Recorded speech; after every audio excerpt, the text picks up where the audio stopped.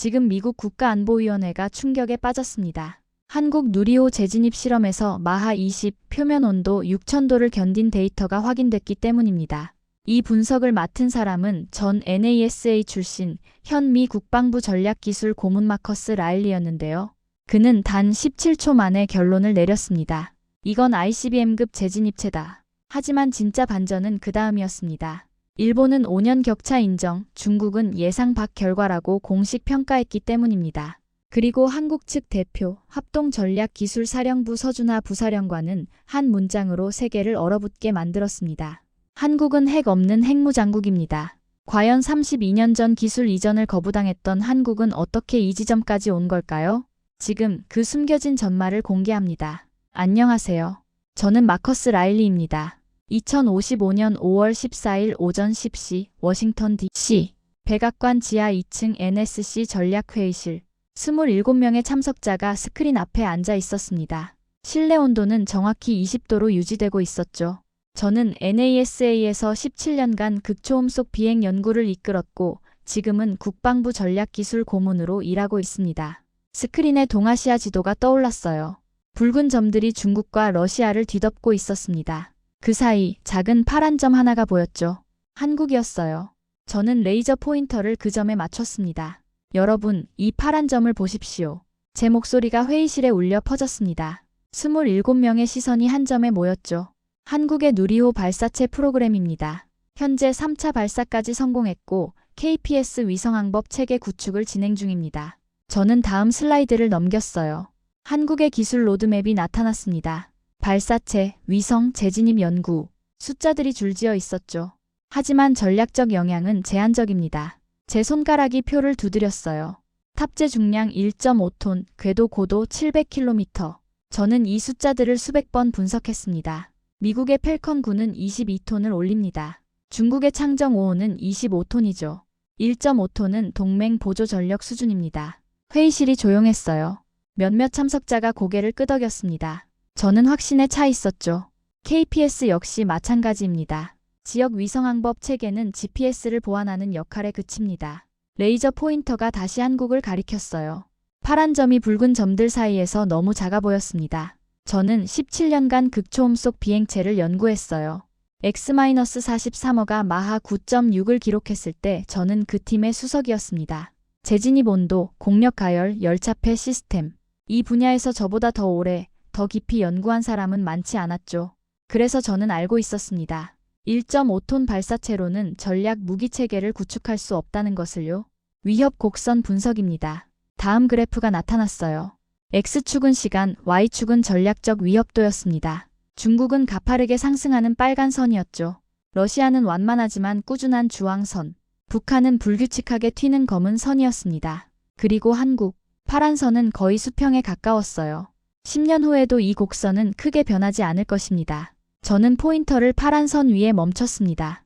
2065년 예상치는 현재보다 겨우 15% 높았죠. 저 점은 위협 곡선 바뀝니다. 10년 뒤에도 변수가 되기는 어렵습니다. 국가안보보좌관이 물었어요. 그렇다면 한국의 기술 투자는 어떻게 평가하십니까? 저는 즉시 답했습니다. 방어적 자립 수준입니다.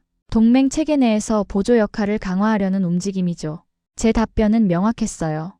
17년간의 연구 경험이 뒷받침하는 결론이었습니다.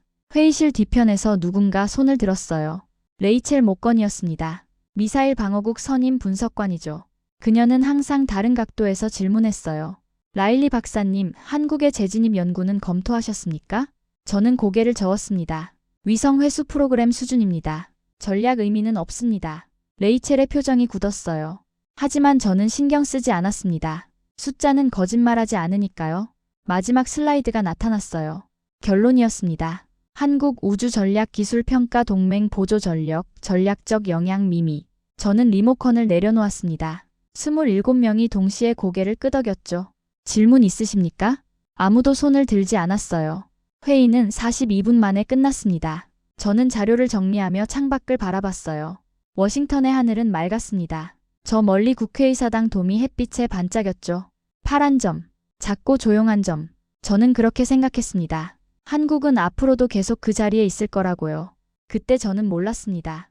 42일 후 그 파란 점이 제 모든 확신을 산산조각 낼 거라는 것을요. 5월 16일 오후 3시 저는 국방부 본관 4층 제 사무실에 있었습니다. 책상 위에는 커피잔 하나와 분석 보고서 3뭉치가 놓여 있었죠. 창문 너머로 포토맥 강이 보였어요. 노크 소리가 들렸습니다. 2번 짧고 단호하게 들어오세요. 문이 열리며 레이첼이 들어왔어요. 그녀의 손에는 파란 파일 하나가 들려 있었습니다. 라일리 박사님, 이것 좀 보셔야 할 것 같습니다. 레이첼은 파일을 제 책상에 내려놓았죠. 표지에는 CLASSIFIED- 한국 재진입 연구 동향 분석이라고 적혀 있었습니다. 저는 파일을 펼쳤어요. 첫 페이지에 위성사진 3장이 붙어 있었습니다. 나로우주센터 제두발사대 인근 시설이었죠. 날짜는 5월 3일, 9일, 14일. 뭘 보라는 겁니까? 레이첼이 손가락으로 사진 한 곳을 가리켰어요. 이 구조물입니다. 3일에는 없었는데 9일에 설치됐고 14일에는 추가 장비가 보입니다. 저는 사진을 자세히 들여다봤습니다. 높이 약 12m의 철골 구조물이었어요. 주변에 센서 같은 장비들이 배치돼 있었죠. 재진입 시험 준비시설로 보입니다. 레이첼의 목소리에 긴장감이 묻어났어요. 저는 고개를 가로저었습니다. 위성 회수용 낙하산 시험 장비일 겁니다. 과도한 해석이에요. 박사님, 레이첼이 다음 페이지를 넘겼어요. 한국 언론 기사 번역본이 나타났습니다. 한국항공우주연구원이 4월 28일 고속 재진입 환경모사 시험을 언급했습니다. 공개 자료는 여기까지지만 그녀가 또 다른 문서를 꺼냈죠. 학술지 논문 초록이었습니다. 서울대 항공우주공학과에서 마하 15 이상 재진입 연료속 연구 논문을 3편 발표했어요. 최근 2년 사이에요. 저는 논문 제목들을 훑었습니다. 초고속 재진입체 표면 온도 예측, 극한 공력가열 환경 내열재 특성, 재진입 궤적 최적화 알고리즘. 전문 용어들이었어요. 하지만 저는 여전히 확신했습니다. 학계 연구와 실제 개발은 다릅니다. 논문 몇 편으로 재진입 기술을 완성할 순 없어요. 레이첼의 눈빛이 날카로워졌어요. 그렇다면 이건 어떻습니까?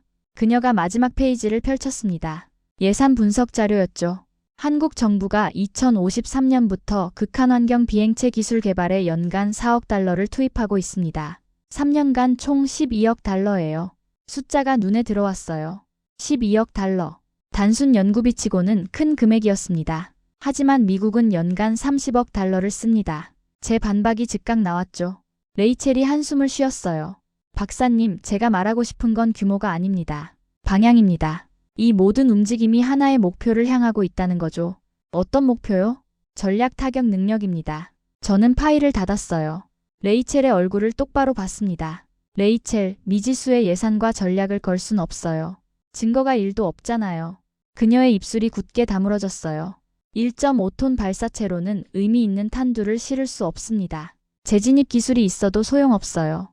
물리학은 바꿀 수 없습니다. 저는 커피를 한 모금 마셨습니다. 식어 있었죠. NSC 회의에서 제 평가를 들으셨을 겁니다. 한국은 동맹 보조 전력 수준이에요. 그 이상도 그 이하도 아닙니다. 레이첼이 파일을 집어들었어요. 그녀의 손이 미세하게 떨렸습니다. 알겠습니다. 하지만 박사님, 저는 이 자료를 MDA 내부 기록으로 남기겠습니다. 그러세요. 저는 다시 제 보고서로 시선을 돌렸어요. 레이첼이 문을 향해 걸어갔습니다. 문 앞에서 그녀가 멈췄죠. 박사님, 혹시 1993년을 기억하십니까? 저는 고개를 들었어요. 뭐요? 그해 미국이 한국의 발사체 기술 이전 요청을 거부했습니다. 안보 위협 가능성 때문이었죠. 레이첼의 목소리가 낮게 깔렸어요. 그런데 한국은 멈추지 않았어요. 32년이 지난 지금 누리호를 쏘아 올렸습니다. 혼자 힘으로요. 그녀가 문을 열었습니다. 사람들은 문이 닫히면 포기한다고 생각하지만 어떤 사람들은 그냥 다른 문을 만듭니다. 박사님, 저는 그게 더 무섭습니다. 문이 닫혔어요. 저는 혼자 남았습니다. 창밖에 포토맥 강의 석양이 지고 있었어요. 물결이 주황빛으로 반짝였죠. 저는 레이첼이 놓고 간 파일을 다시 펼쳤습니다. 위성사진 속 철골 구조물이 보였어요. 12m 높이의 검은 실루엣. 저는 파일을 서랍에 넣었습니다. 깊숙이요. 그리고 생각했죠. 레이첼은 너무 예민하다고, 증거 없는 추측일 뿐이라고. 하지만 그날 밤 잠이 오지 않았습니다. 자꾸만 그 숫자가 떠올랐어요. 12억 달러, 3년, 마하 15, 그리고 32년, 6월 25일 오전 9시 국방부 지하통합상황실. 저는 스크린 앞에 서 있었습니다. 실내 습도는 45%, 온도는 18도였죠. 냉방 소리가 낮게 윙윙거렸어요. 제 손에는 태블릿이 들려 있었습니다. 화면에는 방금 도착한 파일 하나가 떠 있었죠. 발신자는 한국국방과학연구소였어요. 비공개 기술 협력 자료라는 제목이었습니다. 저는 파일을 열었어요. 첫 페이지에 경고문이 나타났습니다. 본 자료는 한미 전략기술 공유 협정에 따라 제공됨. 외부 유출 시 협정 위반. 저는 다음 페이지를 넘겼습니다. 그리고 멈췄어요. 누리호 3차 발사 재진입체 시험 원시 데이터. 제 심장이 한 박자 건너뛰었습니다. 재진입체. 한국이 위성 회수용이라고 공개적으로 밝혔던 그 실험이었죠. 저는 NSC 회의에서 전략적 의미 없음이라고 평가했었어요. 다음 페이지에 그래프가 나타났습니다. X축은 시간, Y축은 속도였어요. 곡선이 가파르게 상승하다가 정점에서 꺾였습니다. 최고 속도 마하 20.3. 저는 숫자를 다시 확인했어요. 20.3. 오타가 아니었습니다. 손가락이 저절로 화면을 확대했죠. 데이터 포인트가 선명하게 보였어요. 고도 120km에서 대기권 재진입 시작. 85km 지점에서 마하 20.3 도달. 제 입이 말랐습니다. 다음 그래프는 표면 온도였어요. 재진입 구간의 연류속 측정치였습니다. 최고 온도 6034. 저는 의자에 주저앉았어요. 6034도. NASA X-43호의 재진입 온도가 2200도였습니다. 제가 17년간 연구했던 극초음 속 비행체의 한계가 그 정도였죠. 6000도는 ICBM 재진입체의 영역이었어요. 제 손이 떨렸습니다. 태블릿을 책상에 내려놓았죠. 다음 페이지를 넘겼어요. 자세 제어 데이터가 나타났습니다. 재진입 구간 150초 동안 자세 오차 0.3도. 안정적이었어요. 너무 안정적이었습니다. 마하 20의 극한 환경에서 자세를 0.3도 이내로 유지한다는 건 제어 시스템이 완벽하게 작동했다는 의미였죠. 공력 가열, 플라즈마 간섭, 충격파 교란. 이 모든 걸 극복했다는 뜻이었어요. 저는 메모를 꺼냈습니다. 펜을 들었지만 글씨가 써지지 않았어요. 손이 계속 떨렸습니다. 심호흡을 3번 했어요. 다시 화면을 봤습니다. 이번엔 열차폐 시스템 분석이었죠. 탄소복합재 두께 14mm, 어블레이션 레이트 0.23 mm, 잔존 두께 9mm. 제 머릿속에서 계산이 돌아갔어요. 14mm에서 5mm가 연소됐다는 뜻이었습니다. 하지만 9mm가 남았죠. 구조적 여유가 있었다는 겁니다. 이건 시험용이 아니었어요. 실전 수준이었습니다. 저는 NASA 시절을 떠올렸어요. 우리는 마하 10 비행체를 만들기 위해 8년을 썼습니다. 마하 20은 꿈도 못 꿨죠. 그런데 한국이 해냈어요. 조용히 아무 자랑 없이. 마지막 페이지가 나타났습니다. 요약 결론이었어요. 본 재진입체는 설계 목표 100% 달성. 다탄두 분리 메커니즘 적용 가능 구조 확인. 다탄두, MIRV, 멀터펄 인디펜던틀리 TARGETABL이 리인트리 비이컬. 제 등에서 식은땀이 흘렀습니다. 저는 화면을 끄려다가 멈췄어요. 한 문장이 더 있었습니다. 후속 실험 7월 12일 예정. 목표 속도 마하 22. 마하 22. 저는 태블릿을 내려놓았어요. 두 손으로 얼굴을 감쌌습니다. 이건 위성용 궤적이 아니야. 제 목소리가 텅 빈 상황실에 울렸어요. 이건 완성 단계에 가까운 재진입체야. 그 자체로. 17년간의 확신이 무너지는 소리가 들렸습니다. 아주 조용하게요. 저는 일어나 상황실을 나왔어요. 복도가 길었습니다. 형광등 불빛이 차갑게 내려앉아 있었죠. 엘리베이터 앞에서 저는 멈췄어요. 거울에 비친 제 얼굴을 봤습니다. 창백했어요. 42일 전 NSC 회의가 떠올랐죠. 제가 했던 말들이 귓가에 맴돌았습니다.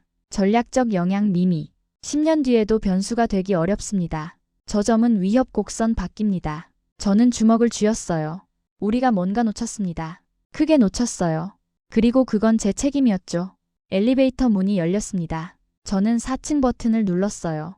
레이첼을 만나야 했습니다. 그녀의 경고가 옳았어요. 저는 틀렸습니다. 엘리베이터가 올라가는 동안 저는 생각했어요. 파란 점이 움직이기 시작했다고. 그리고 우리는 전혀 준비가 안 돼 있다고요. 7월 8일 오후 2시 NSC 긴급 확대회의. 참석자는 47명으로 늘어났습니다. 백악관 지하 상황실은 긴장감으로 가득했죠. 에어컨 소음조차 크게 들렸어요. 저는 맨 앞줄에 앉아 있었습니다. 레이첼이 제 옆이었죠. 그녀의 무릎 위에는 빨간 파일이 놓여 있었어요. 국가안보보좌관이 단상에 올랐습니다. 지난 72시간 동안 3건의 보고가 들어왔습니다. 스크린에 문서 제목들이 나타났어요. 한국 정부 핵추진 잠수함 기술 협력 공식 요청. 한국 농축 우라늄 농도 제한 20% 60% 완화 협의 제안. 한국 국방부 미사일 지침 사거리 제한 전면 해제 재논의 요구. 세 문장이 스크린을 채웠습니다. 회의실이 술렁였죠. 안보보좌관의 목소리가 낮게 깔렸어요. 이 세 요청은 각각 다른 부처에서 접수됐지만 시점이 동일합니다. 7월 5일 오전 9시. 저는 손목시계를 봤어요. 72시간 전이었습니다. 조율된 움직임입니다. 보좌관이 다음 슬라이드를 넘겼죠. 기술 연관도가 나타났어요. 핵추진 잠수함 고농축 우라늄 장거리 투발수단. 세 점이 선으로 연결돼 있었습니다. 국방장관이 입을 열었어요. 한국이 핵무장을 준비하고 있다는 겁니까? 그건 아직 모릅니다. 안보보좌관이 고개를 저었죠. 하지만 이 조합은 우려스럽습니다. CIA 국장이 손을 들었어요. 한국의 플루토늄 재처리 기술은 어떻습니까? 파이로 프로세싱 연구를 20년째 진행 중입니다. 에너지부 차관이 답했죠.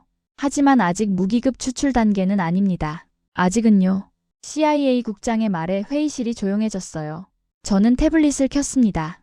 6월 25일에 받았던 재진 입체 데이터를 다시 열었죠. 마하 20.3, 6034도, 자세 오차 0.3도. 제 손가락이 화면 위를 움직였어요. 발사체 성능, 재진입 기술, 그리고 이제 연료주기. 퍼즐 조각들이 맞춰지기 시작했습니다. 레이첼이 제게 속삭였어요. 보이십니까? 저는 고개를 끄덕였습니다. 보였어요. 너무 선명하게. 안보보좌관이 다시 말했죠. 국방부는 이 상황을 어떻게 평가합니까? 국방장관이 저를 봤어요. 모든 시선이 저에게 쏠렸습니다. 저는 일어났어요. 목이 말랐지만 물을 마실 수 없었습니다. 47일 전 저는 이 자리에서 한국을 동맹 보조 전력이라 평가했습니다. 제 목소리가 떨렸어요. 그 평가는 틀렸습니다. 회의실이 술렁였죠. 저는 태블릿을 들어 올렸습니다. 한국은 6월 재진입체 실험에서 마하 20을 달성했습니다. 이건 ICBM급 성능입니다. 스크린에 데이터가 투사됐어요. 그래프들이 나타났습니다. 누리호는 현재 1.5톤 탑재가 가능합니다. 하지만 이건 평화적 용도 기준입니다. 군사적으로 재설계하면 저는 계산기를 켰어요. 다탄두 4기 탑재가 가능합니다. 각 탄두 350kg 기준으로요. 숫자들이 스크린에 떴습니다. 1400kg. 누군가 숨을 들이켰죠. 재진입 기술은 이미 완성됐습니다.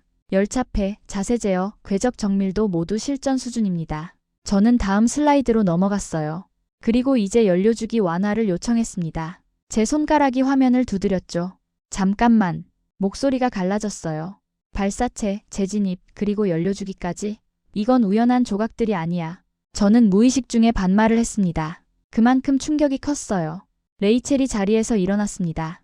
5월 16일 저는 라일리 박사님께 경고했습니다. 한국의 움직임이 하나의 목표를 향한다고요. 그녀가 빨간 파일을 열었죠. 그 목표가 이겁니다. 핵 없는 핵 억제력. 회의실이 얼어붙었어요. 발사체로 운반 수단을 확보하고 재진입 기술로 타격 능력을 완성하고 연료주기로 언제든 전환 가능한 옵션을 남겨둡니다. 레이첼의 목소리가 차갑게 울렸습니다. 한국은 핵을 만들지 않지만 만들 수 있는 모든 준비를 끝냈습니다. CIA 국장이 물었어요. 타임라인은? 빠르면 6개월, 늦어도 2년입니다. 저는 자리에 앉았어요. 다리에 힘이 풀렸습니다. 안보보좌관이 양손을 모았죠. 한국이 통제를 벗어나고 있습니다. 그 말이 회의실을 짓눌렀어요. 저는 창밖을 봤습니다. 백악관 정원의 나무들이 바람에 흔들리고 있었죠. 42일 전 제가 그렸던 그래프가 떠올랐어요. 파란 선. 수평에 가까운 완만한 곡선. 그게 아니었습니다. 파란 선은 수직으로 치솟고 있었어요. 우리가 보지 못했을 뿐이었죠.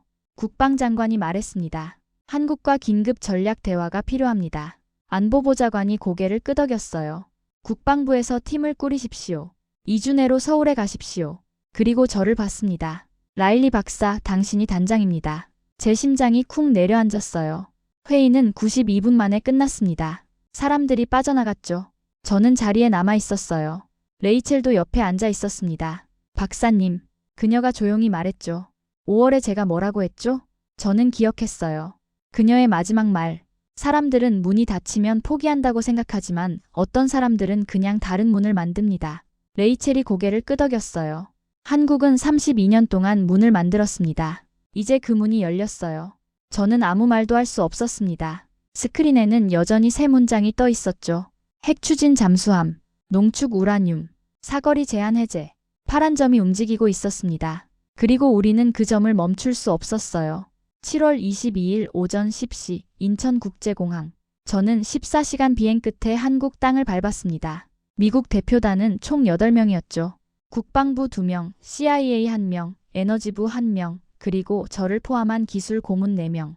공항 밖 기온은 32도였어요. 습도가 높았습니다. 검은색 SUV 3대가 우리를 기다리고 있었죠. 차량은 고속도로로 진입했어요. 창밖으로 서울 스카이라인이 보였습니다. 1시간 후 우리는 용산 국방부 청사에 도착했습니다. 7층 회의실. 긴 테이블 양쪽에 의자들이 놓여 있었어요.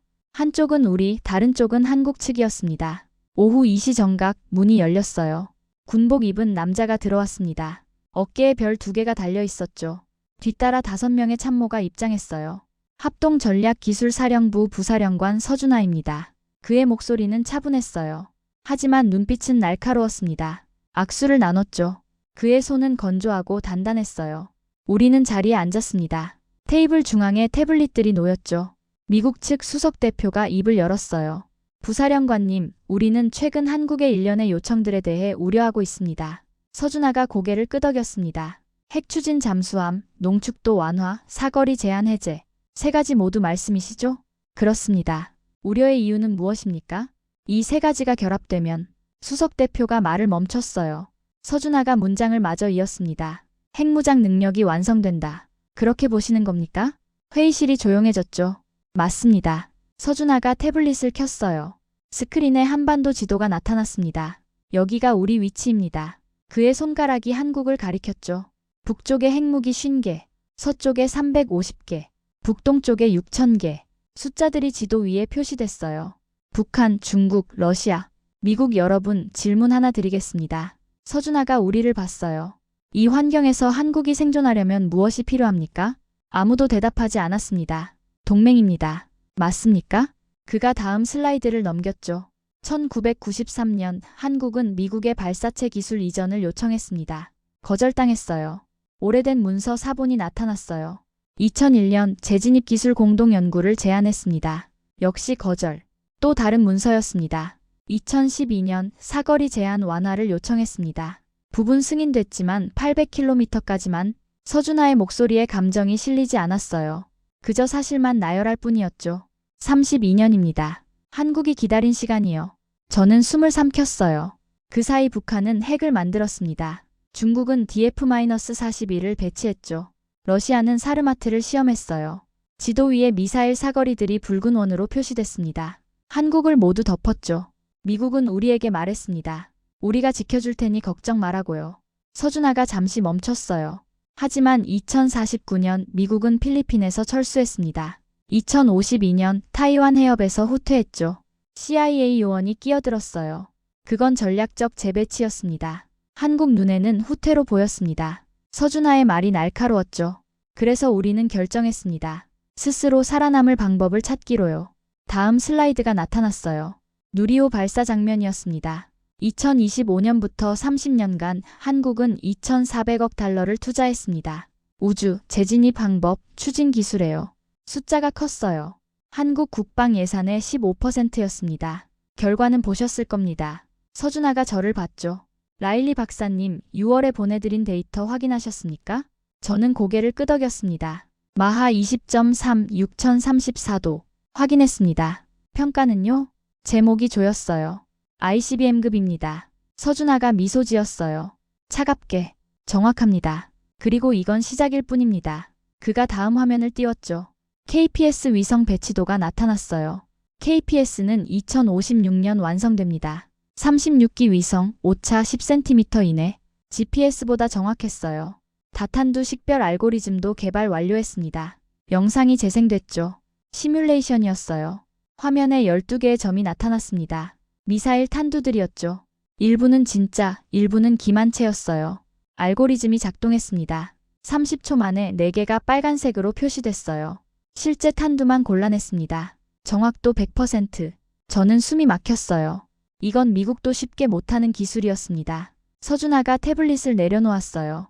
발사체, 재진입체, 항법, 요격 알고리즘. 한국은 이 모든 걸 갖췄습니다. 그가 우리를 둘러봤죠. 부족한 게 뭔지 아십니까? 침묵이 흘렀어요. 핵입니다. 단 하나, 그것뿐입니다. 서준하의 손가락이 테이블을 두드렸습니다. 미국이 판단 오류를 낸 건 기술이 아니라 관점이었습니다. 여러분은 한국을 보호 대상으로 봤어요. 우리는 스스로를 전략 주체로 봤습니다. 저는 깨달았어요. 우리가 틀렸다는 걸. 한국은 처음부터 방정식을 다르게 풀고 있었습니다. 서준하가 마지막 슬라이드를 열었죠. 스트러티직 셀프 -1 라이언스 더 30-2어 패스. 30년의 타임라인이 펼쳐졌어요.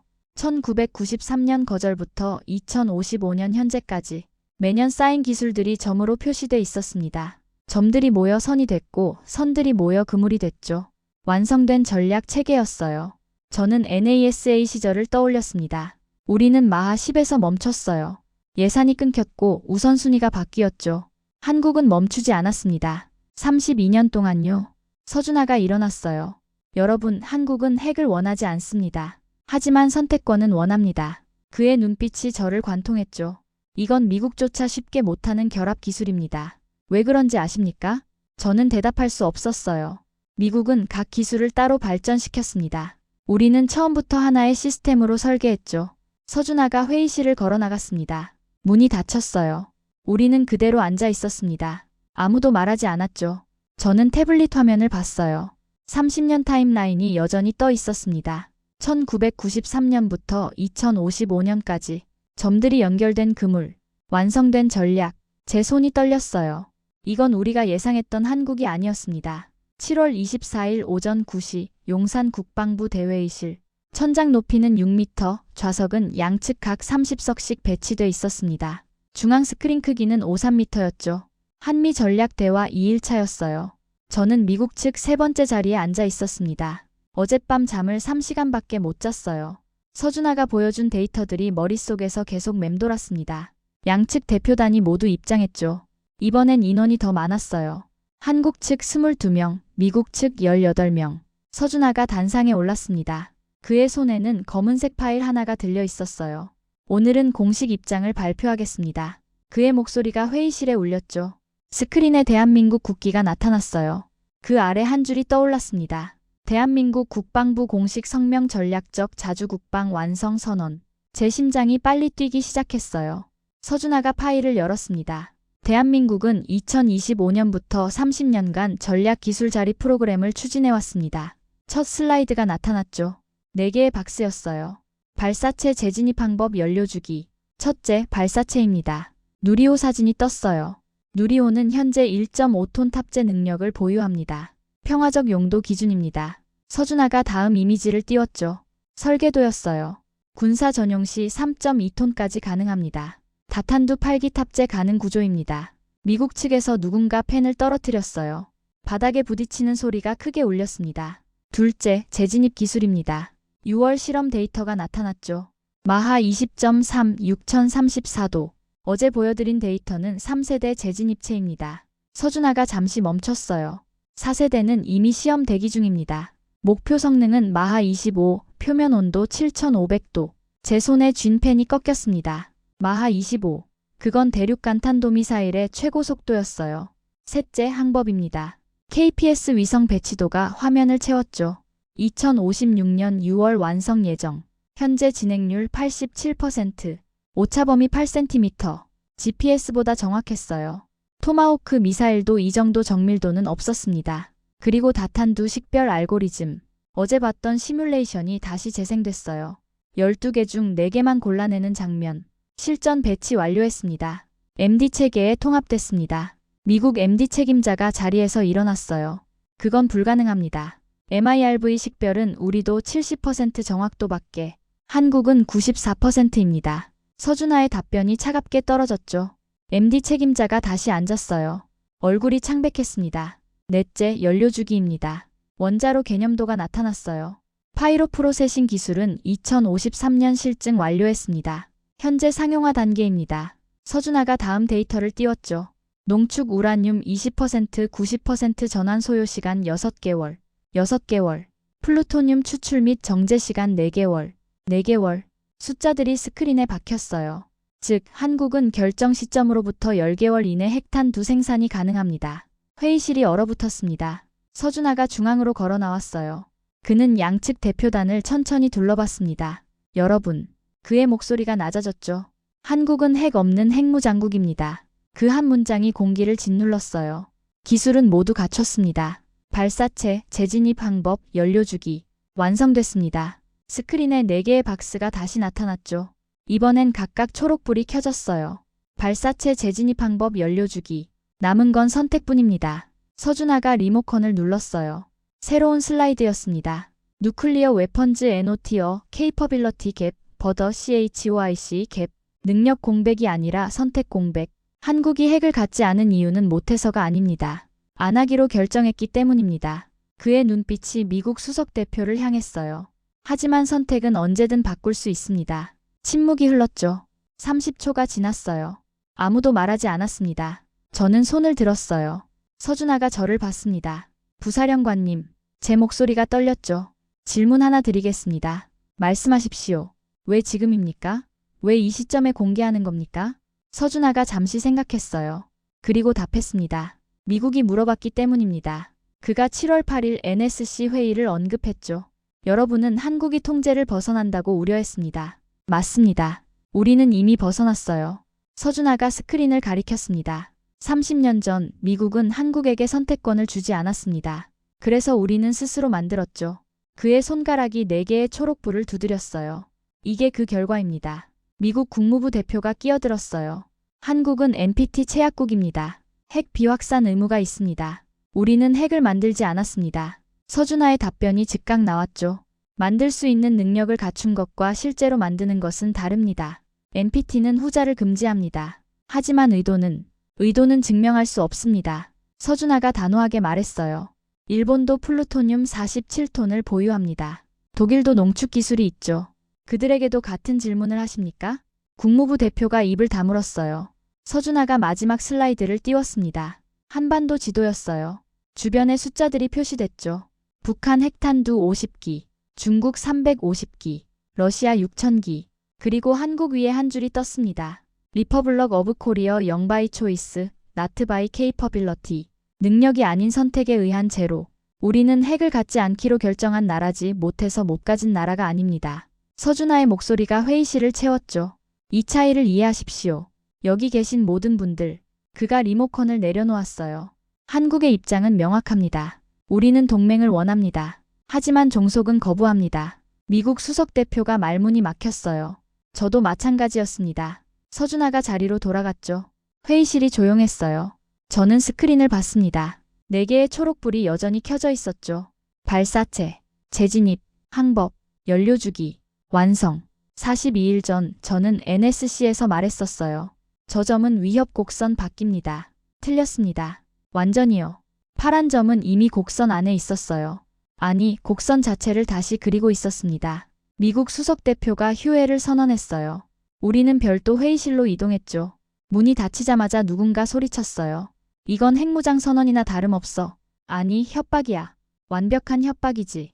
목소리들이 뒤섞였습니다. 저는 창가에 서 있었어요. 서울 시내가 내려다 보였죠. 32년 전 미국은 한국에게 문을 닫았습니다. 한국은 다른 문을 만들었어요. 그리고 이제 그 문을 우리에게 보여주고 있었죠. 활짝 열린 채로요. 7월 27일 오전 6시 전라남도 고흥 나로우주센터. 저는 발사 관제동으로부터 3.2km 떨어진 관측 지점에 서 있었습니다. 기온은 24도, 습도 78%였죠. 동쪽 수평선이 붉게 물들고 있었어요. 누리호 4차 발사일이었습니다. 서준하가 제 옆에 섰어요. 그는 군복 대신 평복을 입고 있었습니다. 처음 보시는 겁니까? 네. 저는 3km 앞 발사대를 바라봤죠. 하얀 로켓이 새벽빛을 받아 빛나고 있었어요. 높이 47.2m. 32년 전 이야기를 아십니까? 서준하가 물었습니다. 1993년 기술 이전 거절 말입니까? 네. 그가 고개를 끄덕였어요. 그때 한국 연구진은 평균 나이 34세였습니다. 젊었죠. 열정도 넘쳤고요. 서준하의 목소리가 조용했어요. 미국이 거절했을 때 절반이 떠났습니다. 불가능하다며 포기했죠. 나머지 절반은요? 남았습니다. 32년 동안요. 저는 발사대를 다시 봤어요. 누리호가 아침 안개 속에서 서 있었습니다. 저기 보이는 로켓, 서준하가 발사대를 가리켰죠. 1단 엔진 4기, 2단 엔진 1기, 3단 엔진 1기. 모두 한국이 만들었습니다. KRE-75 엔진이죠. 제가 말했어요. 자료에서 봤던 엔진이었습니다. 추력 75톤. 연소 시간 140초. 정확합니다. 서준하가 미소 지었어요. 그 엔진을 개발하는데 17년 걸렸습니다. 시험 발사 127번. 실패 89번. 89번. 포기하지 않으셨군요. 포기할 수 없었습니다. 그의 눈빛이 단단했어요. 우리는 선택지가 없었으니까요. 발사 관제센터에서 안내 방송이 나왔습니다. 발사 30분 전. T-30미너츠. 주변이 분주해졌어요. 연구진들이 최종 점검에 들어갔죠. 서준하가 태블릿을 꺼냈습니다. 화면에 타임라인이 떠올랐어요. 1993년 거절. 첫 번째 점이었습니다. 1995년 액체 로켓 연구 시작. 2002년 KSR-3 발사 성공. 고도 42km. 2009년 나로호 1차 발사 실패. 2010년 나로호 2차 발사 실패. 2013년 나로호 3차 발사 성공. 점들이 이어졌어요. 실패와 성공이 반복됐죠. 2021년 누리호 1차 발사. 3단 엔진 조기 종료로 궤도 진입 실패. 저는 그 사건을 기억했습니다. 언론이 대서특필했었죠. 2022년 누리호 2차 발사 성공. 2023년 3차 발사 성공. 실용위성 탑재. 2025년 4차 발사. 재진입 시험. 타임라인이 2055년 오늘까지 이어졌어요. 32년입니다. 한 세대가 다 지났죠. 서준하가 태블릿을 껐어요. 저는 발사대 주변을 둘러봤습니다. 연구진들이 움직이고 있었어요. 흰색 작업복을 입은 사람들이었죠. 저기 보이는 사람들. 서준하가 몇몇을 가리켰어요. 평균 나이 56세입니다. 1993년에 시작한 사람들이죠. 56세, 32년을 한 가지에 쏟은 겁니다. 제 가슴이 먹먹해졌어요. NASA에서 17년 일했습니다. 하지만 프로젝트는 자주 바뀌었죠. 예산이 끊기고 우선순위가 바뀌고 방향이 전환됐어요. 32년을 한 가지에, 그것도 거절당한 분야에. T-10미너츠. 발사 10분 전이었습니다. 관측 지점에 더 많은 사람이 모였어요. 국방부 인사들, 과학기술부 관계자들, 외신 기자들, 미국 대표단도 와 있었죠. 8명 모두였습니다. 저건 일단 분리 예정 지점입니다. 서준하가 스크린을 가리켰어요. 지도에 지점이 표시돼 있었죠. 발사 후 127초, 고도 59km. 2단은요? 267초 후, 고도 258km. 숫자들이 정확했어요. 오차 범위가 거의 없었습니다. T-5미너츠. 5분 전. 발사대에서 하얀 증기가 피어올랐어요. 액체산소가 기화되는 현상이었죠. 저는 손목시계를 봤습니다. 6시 54분. 박사님, 서준하가 말했어요. NASA에서 일하셨죠? 17년입니다. X-43A 프로젝트 수석이셨다고 들었습니다. 맞습니다. 마하 9.6을 기록했죠. 저는 고개를 끄덕였어요. 2004년이었습니다. 그 이후는요? 프로젝트가 종료됐습니다. 왜죠? 예산 문제였습니다. 우선순위가 바뀌었어요. 서준하가 저를 봤습니다. 아쉬우셨겠습니다. 그랬죠. 솔직한 답이었어요. 마하 10, 15, 20 계속 가고 싶었습니다. 하지만 멈췄죠. 네. 서준하가 누리호를 가리켰어요. 우리는 멈출 수 없었습니다. 대안이 없었으니까요. T-1미넛 1분 전이었습니다. 모든 사람이 조용해졌어요. 카메라 셔터 소리만 들렸죠. 30초, 20초, 10초. 카운트다운이 시작됐어요. 9, 8, 7. 저는 숨을 멈췄습니다. 3, 2, 1. 발사. 불기둥이 솟아올랐어요. 천둥 같은 소리가 3.2km를 가로질러 왔습니다. 땅이 흔들렸죠. 가슴이 울렸어요. 누리호가 천천히 떠올랐습니다. 하얀 로켓이 주황빛 불꽃을 뿜으며 하늘로 올라갔어요. 점점 빨라졌죠. 20초 후 음속을 돌파했습니다. 충격파가 구름을 만들었어요. 60초, 마하 2, 90초, 마하 3, 127초, 1단 분리. 스크린에서 확인됐어요. 1단이 떨어져 나갔습니다. 사람들이 박수를 쳤죠. 하지만 저는 박수하지 않았어요. 그냥 봤습니다. 하늘 높이 사라져가는 작은 점을요. 267초, 2단 분리. 347초, 페어링 분리. 모든 단계가 정확했어요. 계획된 그대로였습니다. 위성 분리 성공. 관제센터에서 확인 방송이 나왔어요. 환호성이 터졌습니다. 저는 주변을 봤어요. 연구진들이 서로를 껴안고 있었습니다. 56세의 엔지니어가 울고 있었죠. 32년. 그 사람은 34세에 시작해서 56세에 성공을 봤습니다. 인생의 절반 이상을요. 서준아가 제 어깨를 두드렸어요. 보셨습니까? 네. 이게 한국입니다. 그의 목소리가 낮게 깔렸죠. 거부당해도 멈추지 않는 나라. 32년을 기다릴 수 있는 사람들. 저는 아무 말도 할 수 없었어요.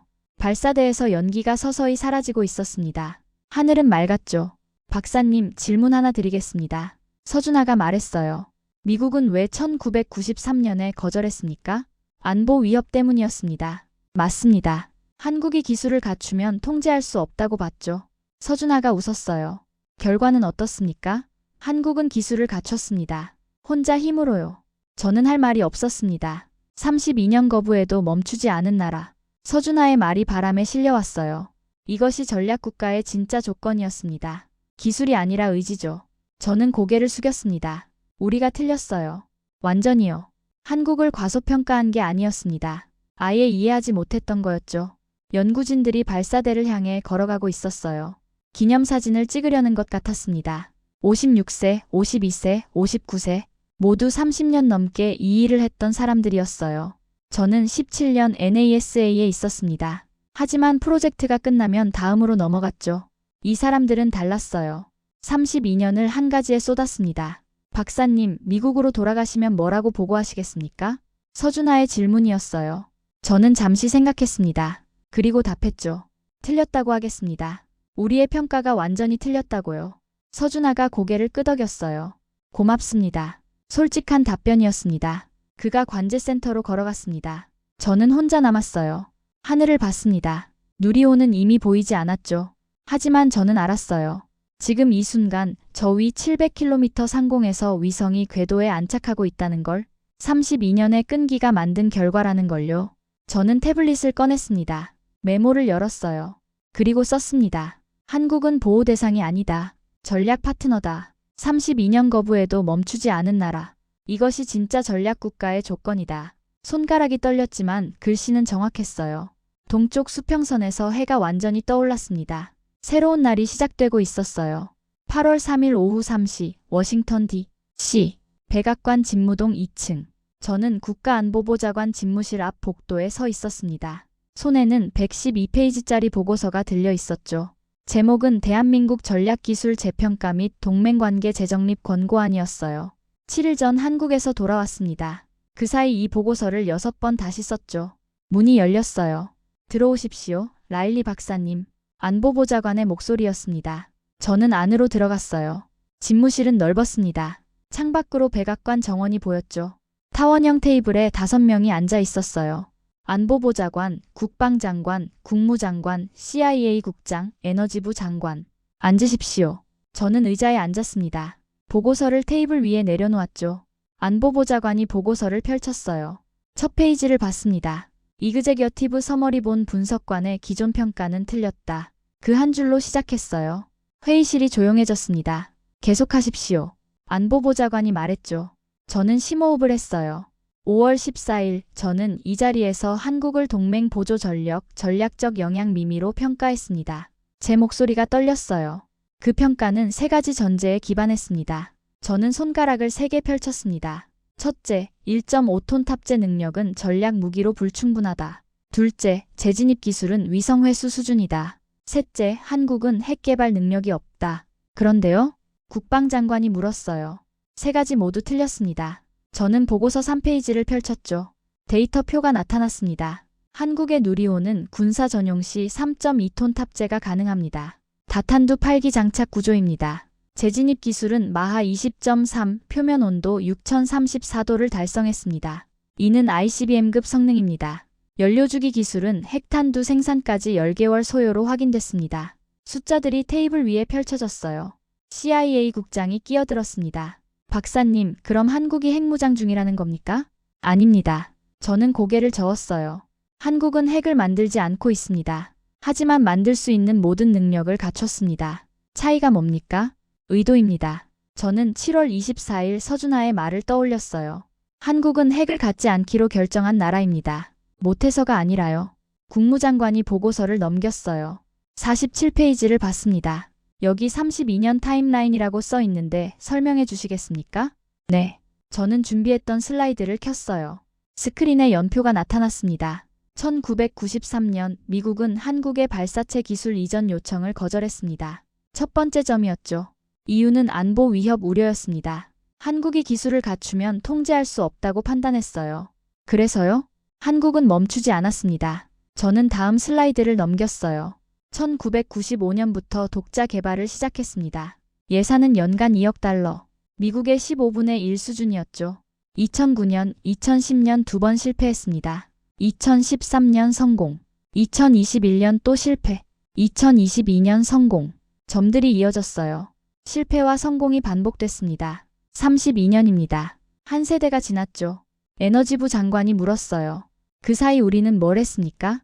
모니터링했습니다. 제 대답이 씁쓸했어요. 하지만 진지하게 받아들이지 않았습니다. 언젠가 포기하겠지라고 생각했죠. 결과는요? 한국은 포기하지 않았습니다. 대신 완성했어요. 저는 보고서 78페이지를 펼쳤습니다. 한국의 전략 패키지 4대 핵심 기술 완성도 분석 표가 나타났어요. 발사체 95%, 재진입 97%, 항법 KPS 87%, 연료주기 91%, 평균 완성도 92.5%입니다. 안보보좌관이 숫자를 가리켰죠. 이게 무슨 의미입니까? 한국은 사실상 핵보유국 수준의 전략 능력을 갖췄다는 뜻입니다. 저는 잠시 멈췄어요. 핵탄두만 빼고요. 침묵이 흘렀습니다. 30초가 지났죠. 국방장관이 입을 열었어요. 그럼 우리는 어떻게 해야 합니까? 저는 보고서 마지막 장을 펼쳤습니다. 99페이지였어요. 권고사항 한미동맹 재정의. 한국은 더 이상 보호 대상이 아닙니다. 제 목소리가 단단해졌어요. 공동 전략 파트너로 재규정해야 합니다. 구체적으로요? 3가지입니다. 저는 손가락을 펼쳤죠. 첫째, 한국의 기술 주권을 인정합니다. 발사체, KPS, 재진입 기술 개발을 지원하거나 최소한 방해하지 않습니다. 둘째, 핵추진 잠수함 기술 협력을 검토합니다. AUKUS 모델을 참고할 수 있습니다. 셋째, 농축 우라늄 농도 제한을 조정합니다. 20%에서 60%로요. 국무장관이 자리에서 일어났어요. 그건 사실상 핵무장을 허용하는 겁니다. 아닙니다. 저는 고개를 저었죠. 한국은 이미 그 능력을 갖췄습니다. 우리가 허용하든 안 하든 상관없어요. 그럼 왜 양보해야 합니까? 양보가 아닙니다. 제 목소리가 높아졌어요. 현실 인정입니다. 저는 일어났습니다. 여러분, 5월에 제가 뭐라고 했죠? 저 점은 위협 곡선 바뀝니다. 라고 했습니다. 제 손이 테이블을 두드렸어요. 틀렸어요. 한국은 이미 곡선 안에 있었습니다. 우리가 보지 못했을 뿐이죠. 안보보좌관이 창밖을 봤어요. 정원의 나무들이 바람에 흔들리고 있었습니다. 라일리 박사님, 그가 말했죠. 만약 우리가 거절하면 어떻게 됩니까? 저는 7월 27일 나로우주센터를 떠올렸어요. 누리호가 하늘로 올라가던 순간 56세 엔지니어가 울던 모습. 한국은 계속할 겁니다. 제 대답이 명확했어요. 32년을 기다린 나라입니다. 앞으로 32년도 기다릴 수 있어요. 하지만 동맹은요? 약해질 겁니다. 저는 솔직하게 말했죠. 한국이 우리를 신뢰하지 않게 되면 독자 노선을 택할 겁니다. 그건 우리에게도 손해예요. CIA 국장이 끼어들었어요. 일본은 어떻게 반응할까요? 이미 반응했습니다. 저는 보고서 89페이지를 펼쳤죠. 일본 방위성 내부평가서 번역본이었어요. 한국의 기술 수준은 일본보다 최소 5년 앞섰다. 특히 재진입 기술과 항법 정밀도에서 예상을 벗어났다. 중국은요? 저는 다음 페이지를 넘겼습니다. 중국 전략지원부대 분석 한국의 다탄두 식별 능력은 예상 밖 결과. 재평가 필요. 예상 밖. 그 단어가 두 나라 평가에 모두 들어있었어요. 안보보좌관이 한숨을 쉬었습니다. 우리만 놓친 게 아니군요. 모두 놓쳤습니다. 저는 고개를 끄덕였죠. 한국은 조용히 준비했어요. 자랑하지 않고 과시하지 않고 그냥 했습니다. 저는 창밖을 봤어요. 백악관 정원 너머로 워싱턴 기념탑이 보였습니다. 여러분, 제가 7월 27일 한국에서 발사를 직접 봤습니다. 제 목소리가 낮아졌어요. 연구진들이 서로 껴안고 울었어요. 56세, 59세 된 사람들이요. 그들은 34세에 시작해서 56세에 성공을 봤습니다. 인생의 절반 이상을 한 가지에 쏟았죠. 저는 보고서를 들어 올렸어요. 이게 전략국가입니다. 기술이 아니라 의지예요. 32년을 기다릴 수 있는 끈기죠. 회의실이 조용했습니다. 안보보좌관이 보고서를 덮었어요. 권고안을 검토하겠습니다. 그가 저를 봤죠. 좋은 보고였습니다. 박사님. 저는 고개를 숙였어요. 회의가 끝났습니다. 저는 복도로 나왔죠. 엘리베이터를 기다리며 창밖을 봤어요. 8월의 워싱턴은 무더웠습니다. 휴대폰이 울렸어요. 레이첼이었습니다. 박사님, 보고서 잘 봤습니다. 고마워요. 5월에 제 말 기억하세요? 저는 기억했어요. 사람들은 문이 닫히면 포기한다고 생각하지만 어떤 사람들은 그냥 다른 문을 만든다. 맞습니다. 레이첼의 목소리에 미소가 묻어났어요. 한국이 증명했네요. 네. 저는 고개를 끄덕였죠. 엘리베이터가 도착했습니다. 문이 열렸어요. 저는 1층 버튼을 눌렀습니다. 엘리베이터가 내려가는 동안 저는 생각했어요. 42일 전 NSC 회의실이 떠올랐죠. 제가 그렸던 그래프. 파란 점. 수평에 가까운 완만한 곡선. 이제 그 그래프를 다시 그려야 했어요. 파란 점은 더 이상 작지 않았습니다. 수평선도 아니었죠. 한국은 세계의 축을 움직이는 기술국이었어요. 32년 동안 조용히 준비한 나라. 거부당해도 멈추지 않은 사람들.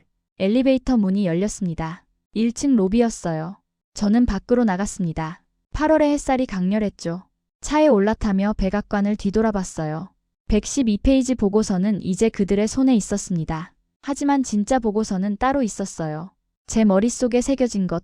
과소평가된 국가는 없다. 조용히 준비한 기술은 결국 세계 질서를 바꾼다. 저는 시동을 걸었습니다. 새로운 시작이었어요. 한국과 미국, 보호자와 피보호자가 아니라 파트너로서예요. 차가 움직이기 시작했습니다. 백악관이 백미러에서 멀어져 갔죠.